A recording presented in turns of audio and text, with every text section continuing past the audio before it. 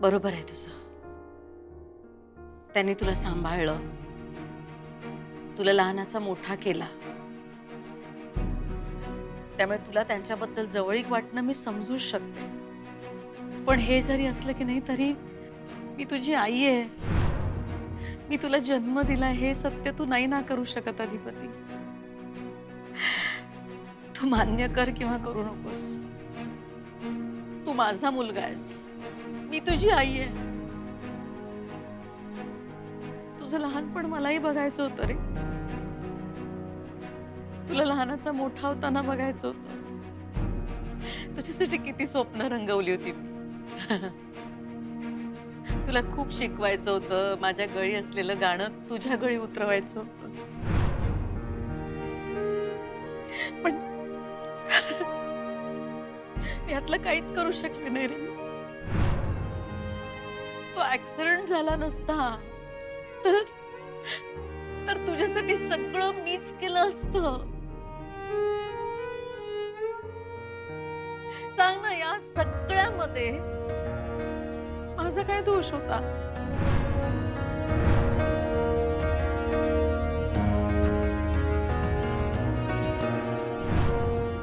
इरा, काय झालंय? इरा, इरा, मी काय बोलतोय माझ्याकडे लक्ष दे. काय म्हणाली तुझी आई? आलेत का भुवनेश्वरी मॅडम? परत आलेत? नाही, भुवनेश्वरी मॅडम परत नाही आल्यात, पण एक वेगळाच ट्विस्ट आलाय गोष्टीत. आता कसला ट्विस्ट? म्हणजे भुवनेश्वरी मॅडम परत नाही आल्यात, पण काय? पण काय? अधिपती जिजूंच्या खऱ्या आई परत आल्यात. अधिपतीच्या खऱ्या आई म्हणजे त्या? हो, त्याच इतक्या वर्षांनी परत आल्यात. अगं पण मग भुवनेश्वरी मॅडमचं काय? त्या कधी येणार परत? मला नाही माहिती यार. बघ, म्हणून तुला सांगत होतो की एकही गोष्ट आपल्या मनासारखी घडत नाहीये. इरा ही आपली लास्ट होप होती. भुवनेश्वरी मॅडम त्याच देऊ शकत होते आपल्याला पैसे. आता त्याच नाहीये तर पैसे कुठून मिळणार आपल्याला? आणि आपण वाट तरी किती दिवस बघणार आहेत? असा सुरू होणारा आपला संसार ना, काय माहित नाही. मलाही नाही कळते काहीच. काय होऊन बसलंय? मला असं वाटतंय ना की आपण अजून वाट बघितली पाहिजे. म्हणजे तू बघ ना, भुवनेश्वरी मॅडम आहेत त्या नक्कीच परत येतील. आपण टेन्शन नाही घेतलं पाहिजे. आपण वाट बघितली पाहिजे. तूच वाट बघत बस तुझ्या भुवनेश्वरी मॅडमची. निखिल, अरे निखिल,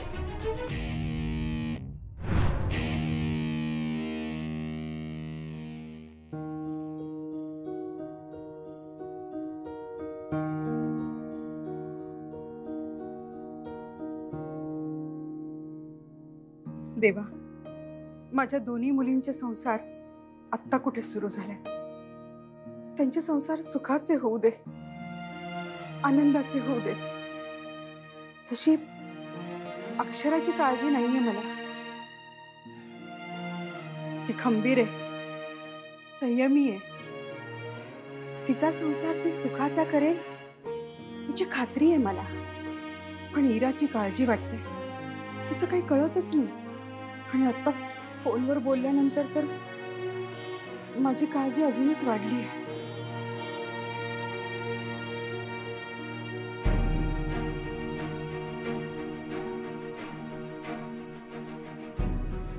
देवा, हे पैसे दिलेत मला यांनी.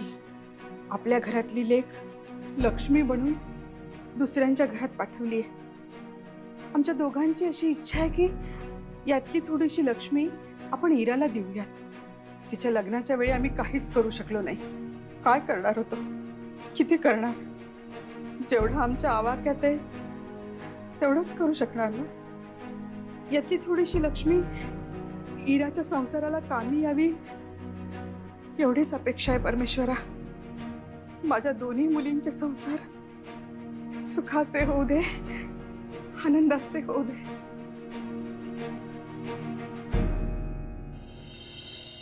माझी काय चूक आहे सांग ना मला अधिपती.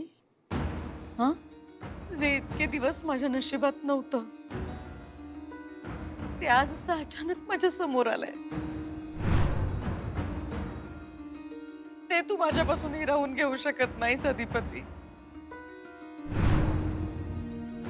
सांग ना, बोल ना अधिपती, मी कुठे चुकले? हा, कुठे चुकले मी? अरे जन्म दिला होता रे मी तुला, मी अशी तुला कधीच सोडून गेले नसते. अधिपती, जेव्हापासून माझी स्मृती परत येऊ लागली की नाही, तेव्हापासून मी फक्त तुझा आणि तुझाच विचार केला. आणि इथे येऊन बघते तर काय, माझं स्थान तू दुसऱ्याच कुणाला तरी देऊन टाकलंस. हो, मी तुम्हाला म्हणलं ना, तुमचा काय दोष नाही आणि माझा तुमच्यावर राग बी नाही. तुम्ही आलाय, पाहिजे तर राहा इथं, बघा म्हणजे तुम्हाला काय जे काय योग्य वाटते. मी काय त्याच्यात पडणार नाही. पण एक गोष्ट मी तुम्हाला परत एकदा सांगतो, मी तुम्हाला आई म्हणेन, आईचं स्थान देईन, ही अपेक्षा माझ्याकडनं ठेवू नका. मी असं नका करू अधिपती, त्यांना असं असं दूर नका करू. त्या आई आहेत तुमच्या. अहो, चेष्टा आहे काय? आई साहेबांचं स्थान मी आहे, मी कसं काय देणार? काय तुम्ही पण बोलताय? आणि तुम्हाला जर कुणाला असं वाटत असेल की ह्या आता इथे घरात आलेत म्हणल्यावर मी आई साहेबांचा शोध घेणं थांबवीन, तर तसं नाही. जोपर्यंत आमच्या आई साहेब इथं आमच्या घरात येणार नाही, ते त्या खुर्चीवर येऊन बसणार आहेत, तर माझ्या जीवाला त्याच्यात पडणार नाही. तुम्ही लय लोड घेऊ नका. फक्त मी जे सांगितले ना ते तुम्ही मान्य करा. मी विनंती करतो, जमलं तर मला माफ बी करा.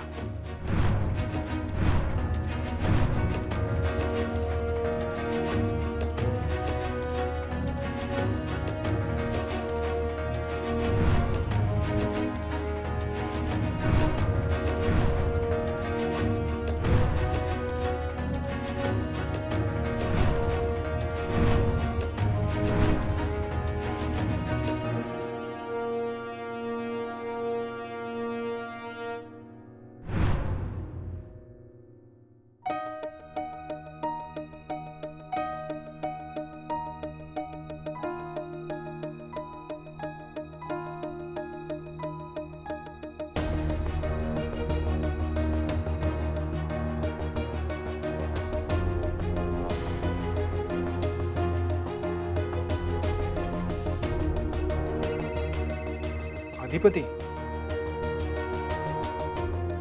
बोल ना बाबा, एवढ्या रात्री फोन केलास? मग आई साहेबांचा काय पत्ता लागला का मला? हा, आपली माणसं काय कामं करायला लागल्यात काय हिंडायला लागल्यात नुसती? मला काय कुणाचा फोन आला? तुला आलता काय कुणाचा फोन? काय कळलं काय आई साहेबांविषयी? नाही बाबा, आई साहेबांबद्दल अजून काहीच कळलं नाहीये, पण मला जसं कळेल ना तसं मी तुला लगेच कळवतो. हा, हे बघ, पाहिजे तर अजून माणसं कामाला लाव, मला काय माहित नाही. दुनिया इकडची तिकडं कर, कुठून पण शोधून काढ, खरं शोधून काढ आई साहेब. होय.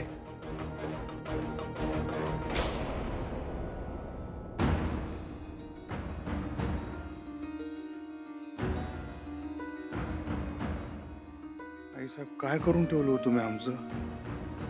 कुठं आहेस तुम्ही? कसं राहणार आम्ही तुमच्याशिवाय? जरा तरी विचार केला का नाही तुम्ही आमचा? लवकर यावं घरला परत आई साहेब, लवकर यावं घरला. खायला उठाले घर तुमच्याशिवाय. आई साहेब,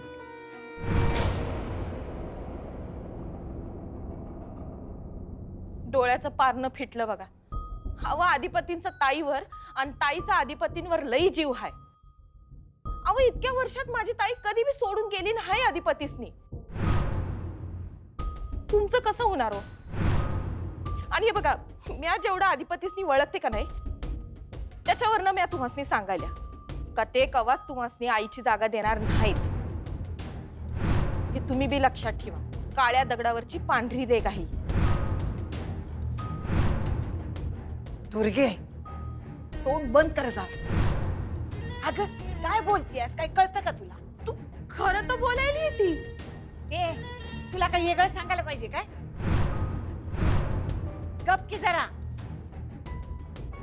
चल, तुम्ही चल, लय कामं पडल्यात. चला म्हटलं ना व. चल मम्मी.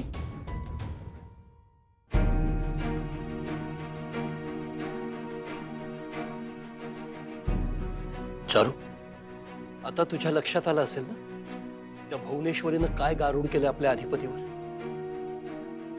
त्याला तिच्याशिवाय दुसरं काही सुचत नाही. त्याला स्वतःचं कसलं अस्तित्व नाहीये. एखाद्याला हिप्नोटाईज करतात ना, तसं करून ठेवलंय त्या बाईनं त्याचं. इतकी वर्ष जे ऐकून माझे कान किटले होते ना, तेच तुलाही बोलला तो. मला वाटलं होतं चारू, किमान तुला समोर बघून तरी तो त्या बाईच्या विळख्यातनं सुटेल. बाबा, तुम्ही शांत व्हा बघू. अधिपतींना जरा वेळ द्या. हे असं इतक्या पटकन नाही होणार आहे. आणि तुम्ही चिडचिड नका करून घेऊ. चिडू नको तर काय करू? अक्षरा, चिडचिड नाही होणार का माझी? हो, बरोबर आहे बाबा, पण चिडचिड करून काय होणार आहे? वादच होतील ना तुमच्यात फक्त. आणि आधीच भुवनेश्वरी मॅडम घरी आलेले नाहीयेत, याचं त्यांना टेन्शन आहे जास्त. त्यात त्यांना काहीच कल्पना नसताना अचानक त्यांच्या समोर त्यांच्या खऱ्या आई चारुलता मॅडम उभ्या आहेत. त्यांना परिस्थिती समजूनही घेता येत नाहीये. बाबा, त्यांना वेळ द्या थोडा प्लीज. मला खात्री आहे ते समजून घेतील. अक्षरा, पण हे एवढं धडधडीत सत्य त्याच्या समोर आहे. ते स्वीकारायला वेळ का लागावा? सत्य खूप फसवं असतं आणि सोयीस्कर आहे. माणूस नेहमी जे आपल्या सोयीचं असतं त्यालाच सत्य मानतो. अक्षरा म्हणते ते बरोबर आहे. अधिपतीला सत्याची जाणीव झाली आहे, पण त्याला ते स्वीकारता येत नाही. आपण त्याला थोडासा वेळ द्यायला. चारू, पण हे चालणार नाहीये. त्यानं लवकरात लवकर हे स्वीकारायला हवं. हेच तुझ्या माझ्यासाठी आणि सगळ्या घरासाठी गरजेचं आहे. होणार बाबा, हेच होणार आहे. तुम्ही नका काळजी करू. अक्षरा, घेऊन जा त्यांना खोलीत. त्यांना जरा आराम करू दे. आराम करा तुम्ही. चला बाबा, तुम्हाला गोळ्या घ्यायच्या असतील ना, या चला.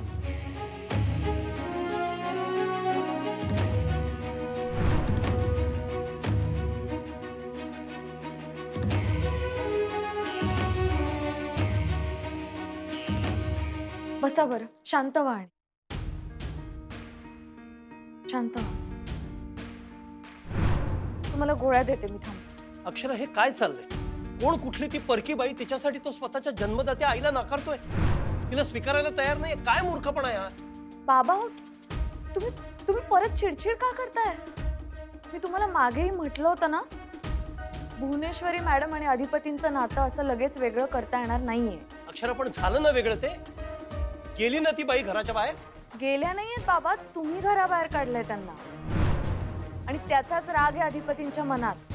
बरं, काढलं मी तिला घराच्या बाहेर. मग माझ्यावर राग, माझ्यावर चिडचिड, माझा तिरस्कार, मला वाटेल तसं बोलणं, माझ्या अंगावर धावून येणं, हे सगळं त्या आधीपासून करतोय ना तो.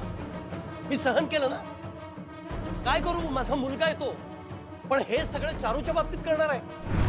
अक्षरा, मी चारू समोर काही बोललो नाही, पण विचार कर, काय वाटलं असेल तिला? इतक्या वर्षानं आपल्या मुलाच्या ओढीनं ती घरी आली आहे.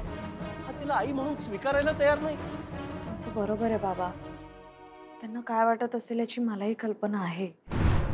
पण तुम्ही अधिपतींच्या बाजूने विचार करा ना. अहो, इतकी वर्ष त्यांनी ज्या स्त्रीला आई मानलं, त्यांच्या जागी अचानक दुसऱ्याच कोणाला तरी आई म्हणून स्वीकारायचं, हे किती अवघड आहे त्यांच्यासाठी. बाबा, थोडासा वेळ द्या ना त्यांना. आणि तुम्ही ना हे असं बारीक सारीक गोष्टींवरून चिडचिड करणं बंद करा प्लीज. भुवनेश्वरी मॅडम होत्या तेव्हाही त्यांच्या समोर तुमची आणि अधिपतींची भांडणं होत होती. आता चारुलता मॅडम आल्यात, त्यांच्या समोर हेच करणार आहात का? इतक्या वर्षांनी आल्या आल्या त्यांना आपला मुलगा आणि नवरा शत्रू झालेत एकमेकांचे, हे दाखवायचंय? सांगा बघू. अक्षरा, हा सगळा तिढा कसा सुटणार आहे ना, मला कळत नाहीये. सुटेल बाबा. मी बोलते अधिपतींशी. तुम्ही आराम करा आणि सगळ्यात आधी तुमच्या गोळ्या घ्या. घेणार आहात का मी देऊ? मी घेतो. आराम करा.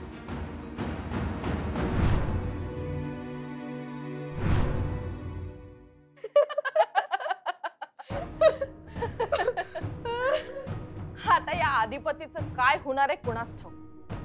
म्हणजे एक आई असताना दुसरी आई डोसक्यावर येऊन बसल्या. मम्मी, पर नाही का ही बाई जरा साध्यातली वाटते, म्हणजे आपल्या मावशीसारखी छक्क्या पंजातली नाही. हिला हँडल करणं जरा सोपं जाईल बघ. वय की ही शिकलेली माणसं का नाही अडाणीच असतात बघ या बाबतीत. ही बाई किती बी वरडली का नाही का मी आज तुझी खरी आई हाय, मी आज तुला जन्म दिलाय, पर अधिपती काय या जन्मात तिला ताईची जागा देणार नाही. अगं नाहीच देणार मम्मी. मावशीला शोधून आणतात की नाही ते बघ. पर चंचे, ताई अजून आलेली नाही आणि ही बाई काय आत्ताच आली. आपल्याला मधी लई येळ आहे. किती मिळतील तेवढे काढ. 20-30 लाख जरी मिळाले का नाही तरी बास झाले. 20-30 लाख का जास्त झाले काय? अगं मम्मी, नाही तर करोडोचा विचार करायले आणि तू लाखाचं म्हणतीस. करोड काढू शकशील? म्हणजे 100% खात्री आहे मला. कुणाची ग माझी पोरती? आता मात्र घरात राहायला मज्जा येणार आहे. चंची, मज्जा.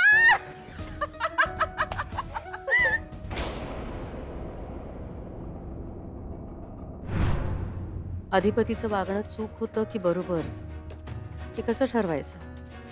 भुवनेश्वरीने त्याला जी काही माया लावली आहे, त्याच्यावर जे प्रेम केलंय, त्याच्यामुळेच त्याच्या मनात भुवनेश्वरीने घर केलंय. स्वामी तिन्ही जगाचा आई विना भिकारी हे म्हणतात ते काही खोटं नाही.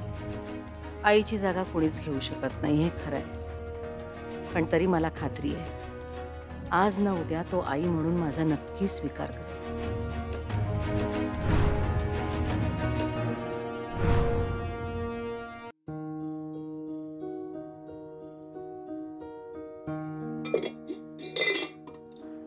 मी आणते पाणी.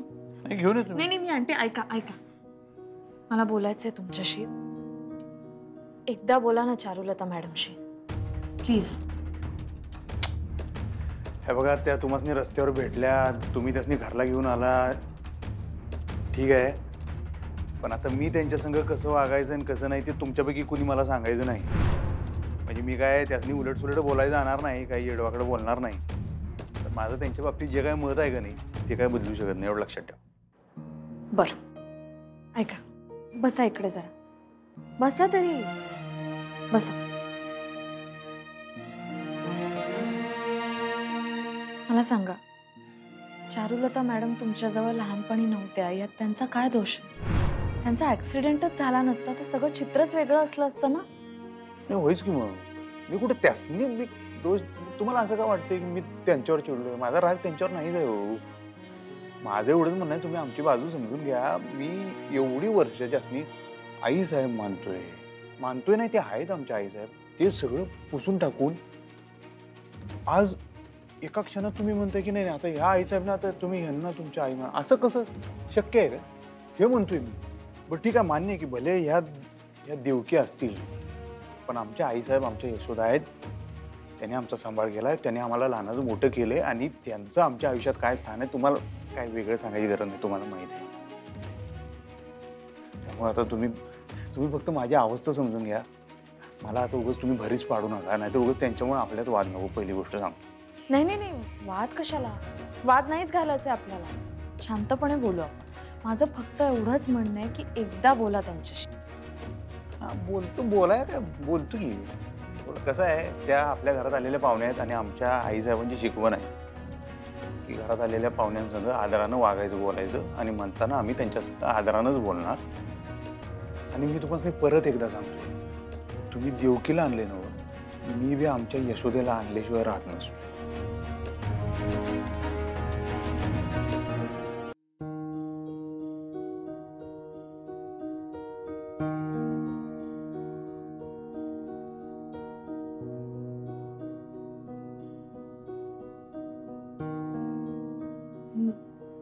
आई,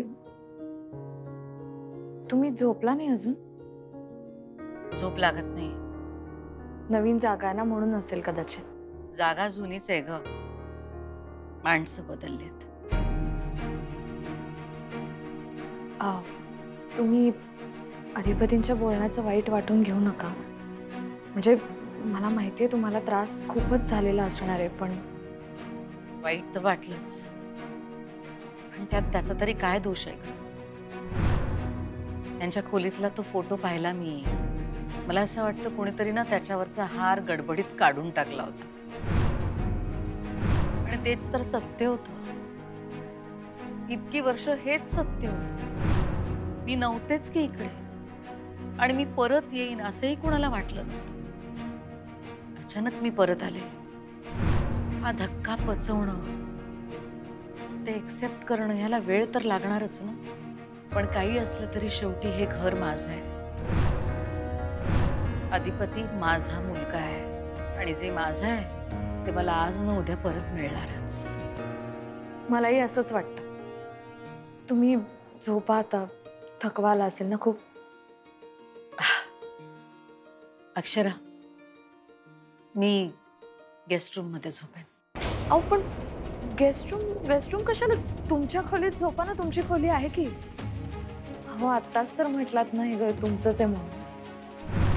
घर माझंच आहे ग, पण मला आणि या घराला दोघांनाही वेळ लागेलच एकमेकांना स्वीकारायला. थोडा एकांत हवाय मला. बरं ठीक आहे, मी गेस्ट रूम मध्ये तुमची व्यवस्था करून देते.